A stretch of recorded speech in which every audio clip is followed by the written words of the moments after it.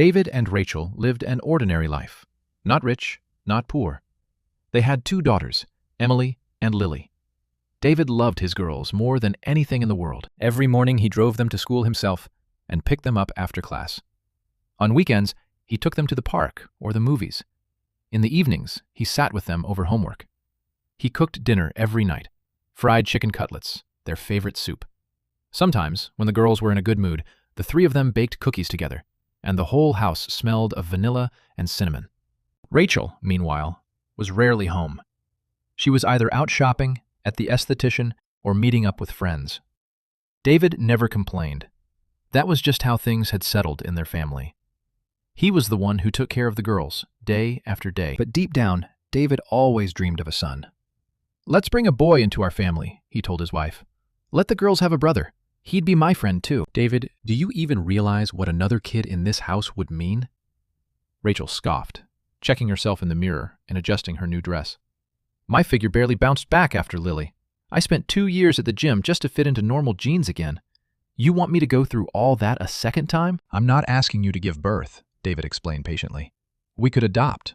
Take a boy from an orphanage. Give him a home." "Adopt?" Rachel rolled her eyes like he'd suggested something absurd. "I already have my hands full, David. The salon, shopping, meeting up with the girls. When exactly would I have time for someone else's kid?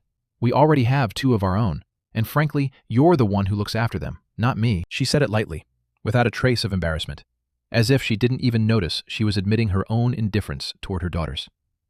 While David cooked, drove them to school, and tucked them in at night, Rachel lived her own separate, easy life, and genuinely couldn't understand why her husband wanted to add another child to that picture. The more often David brought up the idea of a son, the more Rachel began to suspect something was wrong. "Maybe you already have a son somewhere else," she said one day. "Maybe you had a child with another woman, and now you want to bring him into our house?" "Rachel, how could you even think that?" David answered wearily. "I've never cheated on you.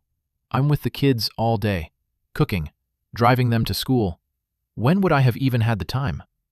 But Rachel didn't believe him. Every time her husband brought up the subject of a son, she flared up with anger.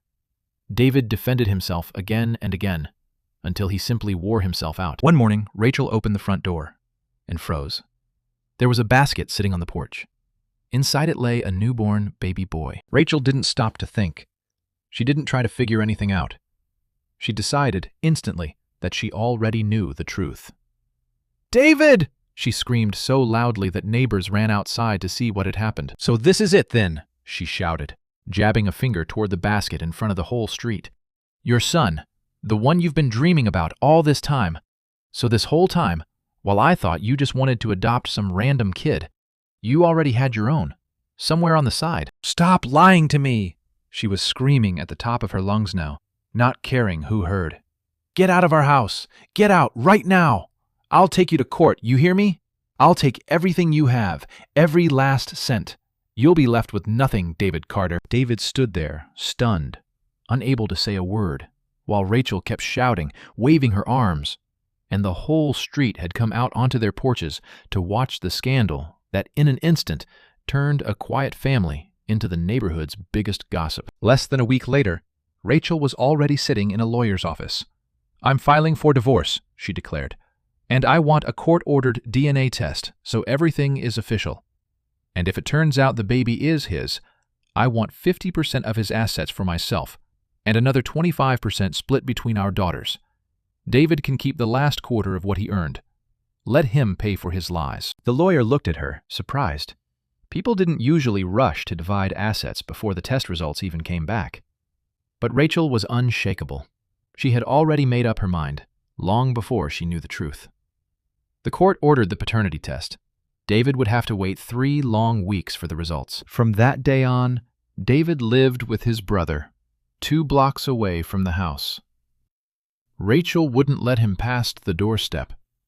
She said he could only see the girls on a set schedule, through the lawyers. But 2 days before the test results, he came by anyway, supposedly to grab some things from the garage, but really, in one last hope of talking to her. Rachel met him at the door, arms crossed over her chest, making it very clear she had no intention of letting him in. "Rachel, please," he said, his voice shaking. "Whatever this test shows, I need you to know one thing. I love you. I never stopped loving you. I don't need the money.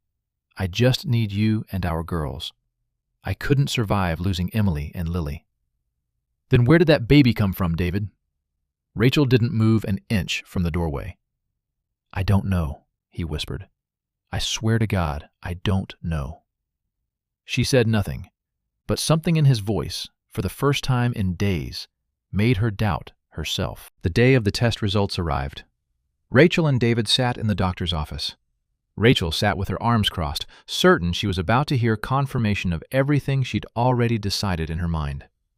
David sat beside her, pale and worn down from weeks of accusations. "Mr. Carter," he said, "before I tell you the result regarding the baby, there's something important I need to inform you of.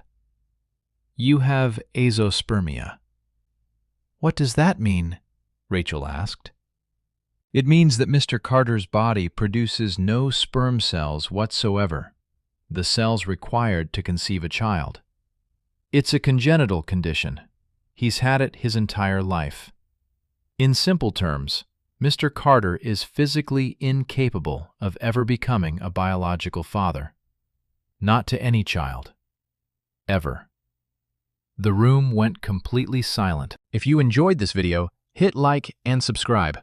More stories like this one are coming.